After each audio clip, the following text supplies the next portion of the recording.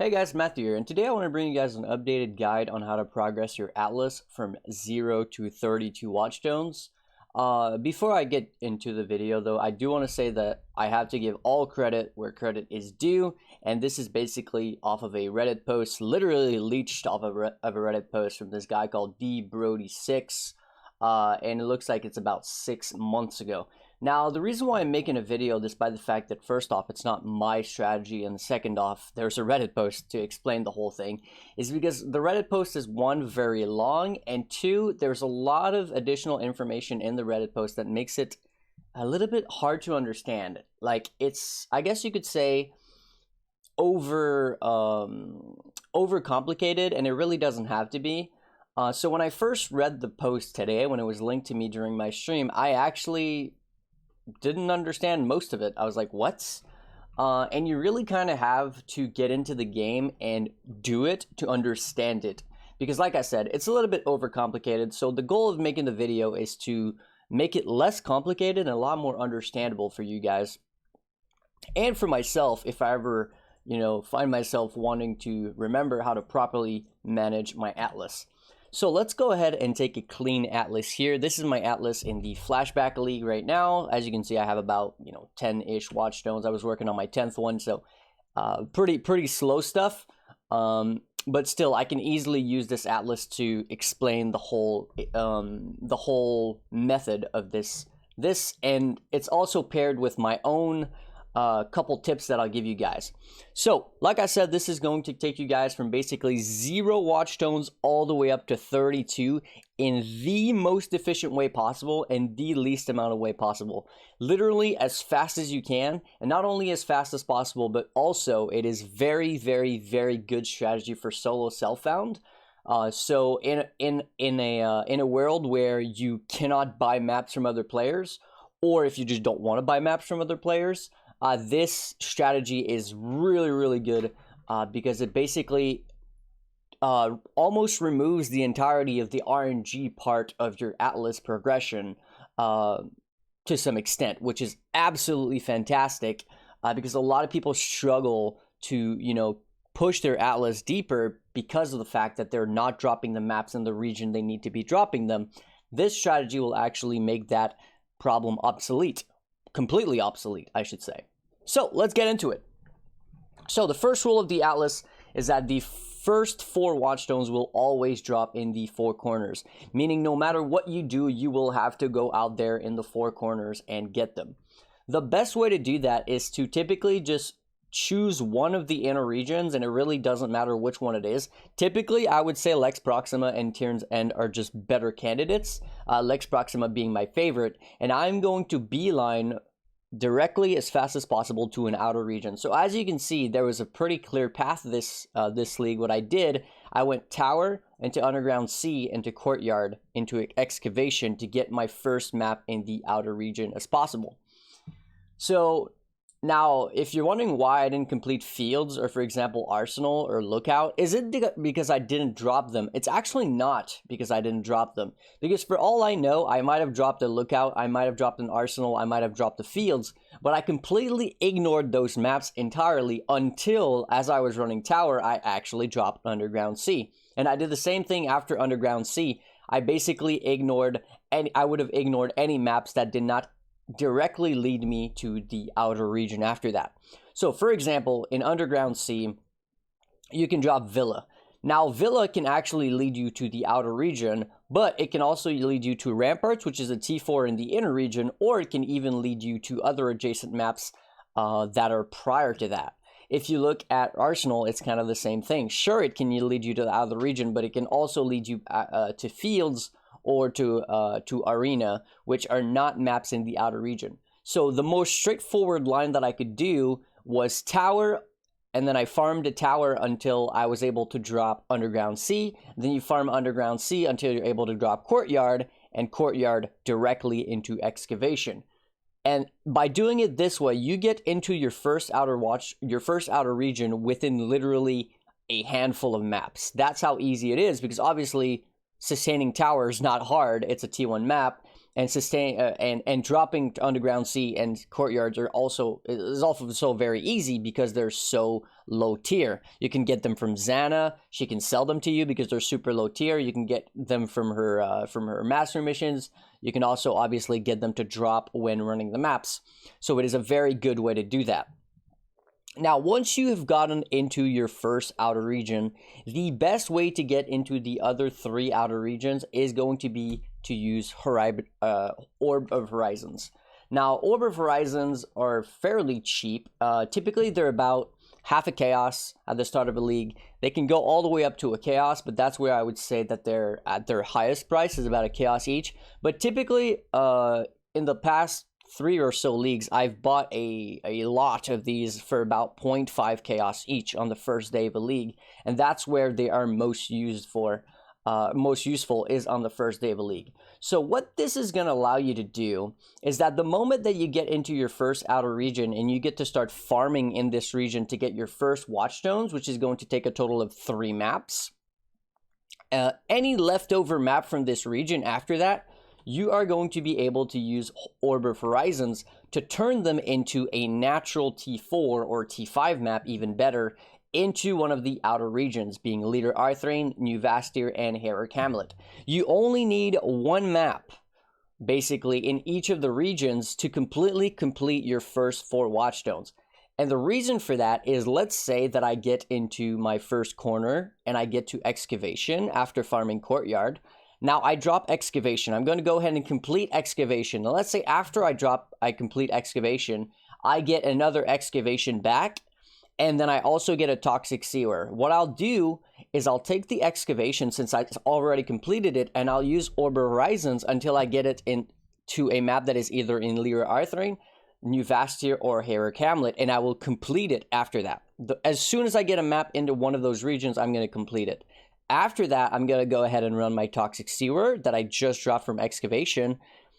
And whenever I do the Toxic Sewer, there's a chance that when I do the Toxic Sewer, I'm going to drop one of the adjacent maps. There's a chance that I'll drop Excavation, right? But there's also a chance that I'll drop any of the map that I just completed. So let's say that that map would be, I don't know, Defiled Cathedral, right? So if I drop a Defiled Cathedral while I'm running this Toxic Sewer, so long as I get one additional map in this region, so I get a sustained map, basically. So let's say I get a port or an alleyways or maybe even just another Excavation. Let's say I drop this Defiled Cathedral. I'm actually going to use Orb of Horizons on the Defiled Cathedral to try to get a map from New Vastir or from Herrick Hamlet, and so on and so forth. Basically, as I'm completing the other outer regions, I will basically use Orb of Horizons to get maps into the regions that I'm missing, because you only need 1 map in each of the outer regions to basically get your first Watchstones from those regions, because the reason for that is that even if you have only, let's say, Defiled Cathedral and no other map whatsoever in this entire region, and nothing else that's even adjacent to it, such as like what I have right here, right? I have like nothing adjacent to it. I do have a couple other maps, but let's say I didn't have those. It doesn't matter, because any T4 that drops has a chance of being Defiled Cathedral. And the thing is, after I get my first Watchstone, let's say in Lexajoris, let's say I go ahead and do the Excavation, and then I do the Toxic Sewer, and then I do another Excavation. Then I'm going to get my first Conqueror, which always going to be Baron, the red Watchstone, to spawn, right? Now, when that happens, what I'm going to do to increase my odds of getting maps from the outer regions is I'm going to socket in this first Watchstone that I got into Lexajoris. Now, what that's going to do is that it is going to up the tier of the maps in Lexajoris, so that even if I had a leftover Toxic Sewer, for example, at tier 4, if I go ahead and run it and I have a Watchstone, you know, in my Lexajoris region, I can't drop another Toxic Sewer, because now Toxic Sewer is tier 7, meaning it's going to have to choose another tier 4 from my Atlas. So that could be the Defiled Cathedral that I was talking about, or any of these outer region maps that you may have. And this is what you're going to do in order to get the first 4 outer regions done. So let's go ahead and run the example that you did. You did this for, you know, your Toxic Sewer. Now you set in, you put in your Watchstone. You don't have to worry about this region entirely. You can cross it out of your mind and start working on Lyra, New Vastir, and Herrick. Now, let's say you drop a default cathedral, you run it, you get another one, and you also get a channel. You're going to take the default cathedral, use some Orb Horizons to get your new Vaster and your Heroic Hamlet maps, and you're gonna, after that, you're gonna run the channel. Now, let's say you get to the point where you get your Conqueror to spawn, you're gonna go ahead and proc the Watchstone in there, and then you're gonna complete Heroic Hamlet and new Vaster in the same way. That is going to be the fastest way to get your first 4 initial Watchstones, which is your outer regions. We're talking at about an hour-ish to get all 4 of them if you do it the way that I just explained, because there's basically 0 maps that are being wasted, and the only real investment is those Orb Horizons. Now, it might seem expensive if I say that they can be upwards of a chaos each, but you really probably won't need more than 10 or 15 to do the entirety of the first 4 regions, which is a pretty damn good deal compared to how much time you're going to save compared to going through these inner regions just to make your way to the outer regions. All right, next thing you're going to do is you're going to unsocket all of the entirety of your Atlas. You're going to go ahead and take all of those Watchstones back. And you can always obviously put them in the side of your Atlas. And then the next thing you're going to do is that you're going to need to get the citadels in all of the inner regions. So that means you need to complete a T3 map in all of the inner regions. The easiest way to do that is going to be to buy them from Xana. Because like I said, we are ignoring Tyrann's End, Glenurge Cairns, and Valor's Rest, 100% ignoring them, right? While we technically, to be able to get to the first outer region, we do have to do one of them. So for example, Courtyard. So we would have one of these citadels, but we'd be missing the 3 others. So this is where there's a little bit of RNG involved. Again, Xana is going to be your best friend. Make sure to do your Xana master missions on the highest tier that you have. So let's say you have a white Xana mission. All right, like I have right here, I would have to make sure that when I do run this Xana mission, I run it on a T5 map so that she gives me the highest possible maps within that map, which might even allow me to get some, outer region maps just by doing that as well, which is always a good thing. But make sure to get those T3 maps in the outer region, at least one of each, just to get your initial citadels. Now, this is where the strategy begins. And this is going to be very, very straightforward. It might sound complicated, but it really isn't. So the first thing you're going to do is you're going to put 1 Watchstone, and only 1 in any of the 4 inner region. And it doesn't matter which one you go for. So let's go ahead and run this example with Valdo's Rest. And this is, of course, like I said, you're going to unsocket your entire Atlas. So at that point, you should have 4 Watchstones, right? So you're going to put 1 Watchstone in the inner region, and then you're going to take 2 Watchstones in any of the region that is adjacent in the inner region. So if we're taking Valdo's Rest, the adjacent regions that are inner would be Lex Proxima and Glenurge Cairns. Now you can go in clockwise, counterclockwise, it doesn't really matter. And to be honest, it doesn't even have to be adjacent, but it is easier to follow through when they are adjacent, and it also can help through the uses of the mechanic where you have better chances of also dropping maps that are adjacent, right? So with that logic, we are going to put 1 stone in Valdo's Rest, and then we're going to put 2 Watchstones in Lex Proxima, or it could have been Glenurge Cairns again. So what this allows us to do is that we're going to be able to get the 4 first stones in a single region, because we can actually proc 4 different conquerors in the same region, so long as we have the required amount of Watchstones. So after the first four conquerors, the next 4 are going to require 1 stone to be socketed in any given region. So if we put 1 stone in Valdo's Rest, the thing, instead of saying, for example, number of socketed Watchstones, 2 required to spawn conqueror, is going to say 1 to required, 1 to require, 1, 1. All of these 4 initial Watchstones are also going to take only 1. So what this allows us to do is to farm a single region, which means we're never really going to be hurting in terms of RNG for maps. And the reason why we put 2 Watchstone in any of the adjacent region is very simple. If I go ahead and check it out right now and I look at tier 4 maps, you'll see that realistically, if I didn't have Glenurge Cairns in any of the maps in here or in Tyrann's End, I would really only have my initial T4 maps in my outer regions, right? And the same thing goes for T5s. I might have some T5s unlocked in my outer regions. I might not. But otherwise, I would have no T5s in my inner region. But the magic happens when we get to T6 maps. Once you start farming yellow maps, you will see that any T6 map that drops as you're farming the Valdo's Rest is only ever going to be in Valdo's Rest. So getting the first 4 initial Watchstones to drop is going to be very easy because it's only 3 maps per Conqueror. So technically, that means that you only have to farm 12 maps from the Valdo's region to be able to get all 4 Watchstones available here. And the thing is, within these 12 maps, you're probably going to be going up in tiers, all the way up to T7s. Now, the magic happens is that when you start farming T6s and T7s, well, one of the things that can drop when you farm a T6 map is that you can get any adjacent map, or you can get a +1 map from any monster in the map, and you can get a +2 map from any rare monsters and the map boss itself. So that means that a T6 map can actually drop you a T8. A T7 can drop you a T8 or a T9. So what's cool about this is that when you get to farming T7s, there's nothing on your atlas, but if you look at T8s, the only T8 map on your entire atlas is going to be Tower. Literally the only T8 map. So as you're farming these T6s, anytime the game decides to give you a T8, or when you're farming T7s, it's going to be Tower.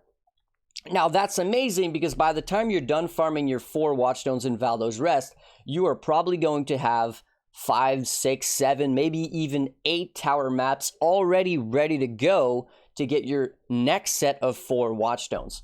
And what's great about this is that you're also being able to drop, whenever you do the T7 maps, you're also going to be able to do you're also going to be able to drop T9 so long as you have at least one of them completed. So I would recommend to go back and complete at least one of those T2 maps. Now that shouldn't be a problem because you had to get through the inner region to get to the outer region. So as you can see, my Underground Sea, which was a T2 map, is now a T9 map.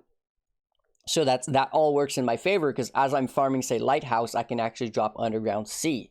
So by the time I'm done the entirety of my Valdo's Rest region, and that I have all the 4 Watchstones in there, I basically should have, or nearly have, every single map required to get the next 4 Watchstones. Because the next 4 Watchstones, if you did this properly and you get all 4 outer regions, and then the 4 in the inner region, the next 4 are going to require you to have 2 Watchstones that are going to be socketed. So what you're going to do at that point is you're basically going to cross out Valdo's Rest. Once you get into Lex Proxima, you're going to put 2 Watchstones in Lex Proxima, and then as you go in a circle, anything that's adjacent to it, you could go back to Valdo's Rest if you really wanted to. But what I would do is I would start working on another region so you can actually get more completion as well. I would go to Tyrant's End, and then you're going to do the exact same thing, but you're going to put 3 Watchstones. Now, the same kind of magic is going to happen here. If you look at your T8 maps, at that point, you only have 1, which is Tower. If you look at your T9 maps available, you have your T2, which has then become a T9 with the 2 Watchstones, which is your Underground Sea. And then if you look at your T10s available, you have a few decent amount of T10s in your your inner region that you're working on with double Watchstones. But you also have the possibility to get Mausoleum, which was your T1 map, which is now a T10. But the real magic happens when you go into T11s. Now, once you go into T11s, the only maps that can drop as T11s are going to be inside of Turn's End, so long as you don't complete, say, Ramparts, which you don't have to complete at any given time if you don't want to. Which is another thing when doing this strategy, is that you can actually decide to not complete certain maps if you decide that they are going to hurt your Atlas progression. So, for example, Ramparts here might not be a good idea, because dropping red maps early in the game is already fairly difficult because your investment into the maps is going to be minimal. So instead of, you could decide to not complete Ramparts at all, so that once you do get to dropping T11s, they are only going to be in your Turn's End.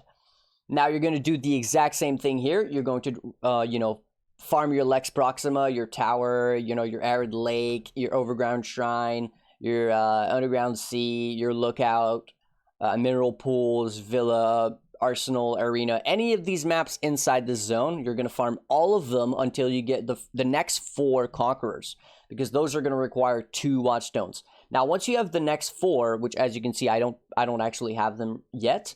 Once you have the next 4, you're going to do the exact same thing. You're going to decide, you're going to cross out Valdo's Rest. We don't care about Valdo's Rest anymore. We already have the 4 Watchstones here. We already have the 4 Watchstones there.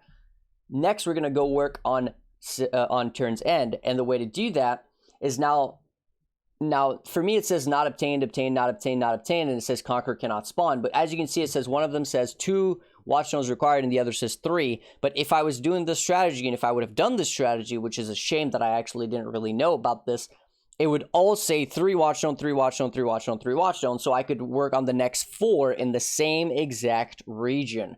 What this allows you to do is, by the same logic, put 4 Watchstones now in Glenarch Cairns. And by putting 4 Watchstones in Glenarch Cairns, the same exact thing happens. T11s are all and only into Turn's End, which allows you to have very easy map sustain to be able to complete those next 4 Watchstones, because the thing about Watchstones is that they don't discriminate the map tier so long as they are within the range required to actually be able to spawn the Conqueror. So for example, if it says 3 Watchstones required for all, that is going to be 3 Watchstones required for all 4 of the next stones, and that means that could be T10 Mausoleums, or it could be T11 Underground Seas, or it could also be, you know, T13 Grottos. It doesn't discriminate so long as you're completing maps within the region that are of the proper tier, which is really, really good to be able to get the 4 next stones. Now again, that is going to lead us into T12s, into T13s, and as we make our way into T14s, you'll see that all of your T14s are only and exclusively going to be in Glenarch Cairns, which is for the exact same thing that I've been explaining for the last 20 minutes, which is great, because that means anytime you're farming T12 maps, T13 maps in Turn's End, any T14 that drops is going to basically be working towards the next set of 4 stones, which is going to bring you to 16, and that is where you are going to kill your first Cyrus. Now, let's say that I would have done this and I would get my first 4 my 4 stones in Turn's End. I get to work on Glenarch Cairns. So this is where you basically just start filling in your atlas. You're going to get your 4 stones in Glenarch Cairns, and at that point, if you've been following, you have 1 stone in each of the outer regions, right? You have 4 stone here, 4 stone here, 4 stone here. This is where you get to kill Cyrus, right? Because that's 16 stones, which is half of your entire atlas. Now, once you're done with Turn's End, you're going to kill your first Cyrus, and that is when you start working on Glenarch Cairns.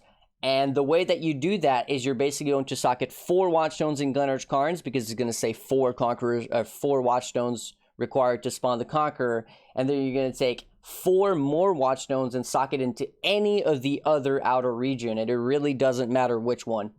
And you're going to work on 1 outer region at a time, is how you're going to do that. So you're going to do Glenarch Cairn with one of the hopefully adjacent outer regions, so that could be Hayward Hamlet, that could also be New Vastir. And once you're done with Glenarch Cairns, you can, again, you're just going to sacrifice it, forget that it even exists, and then you are just going to do 4 Watchstones in one of your outer region, exclusively work on that specific region, because that's going to help you sustain your maps within that given region, which is only going to make it faster to get the first the next 4 Watchstones. And then you're going to go the next one, the next one, the next one, and what do you know, you've got 32 Watchstones. Now with this strategy, I suspect it is probably possible to get to red maps within even less than 12 hours for very fast players. For your regular average player, that typically takes, say, 30 hours. It should cut down the time required by at least 5 to 10 full hours, just due to this strategy, because you're removing the need to even think about where you need to put your stones, where you need to remove your stones, because you're working on one region at a time. It is very, very straightforward. And that's basically it, really. That should lead you to 32 stones within a very, very, very quick period of time, honestly. And again, I gotta give a huge shout out to D Brody 6, who came up with this strategy, or at least I don't know if he came up with it, but he's the one who wrote this guide. which is absolutely fantastic. Absolutely fantastic. And for the people who want to see the written version, I will have this guide obviously linked in the description of the video. But yeah, that's pretty much it for the strategies. So as always, I do want to say a huge thank you to my supporters: Mario, Luro, Gaikona, Cluzy, Dino, Born Terrain, Scott, Kevin, Casticus, and Axel, as well as always anybody else who wishes to remain anonymous and anybody else who has supported me in the past. Hopefully this video helps you understand the Atlas a little bit more and how to really just boost up your progression by 1,000,000%. And that'll be Matthew signing out until the next one. Peace.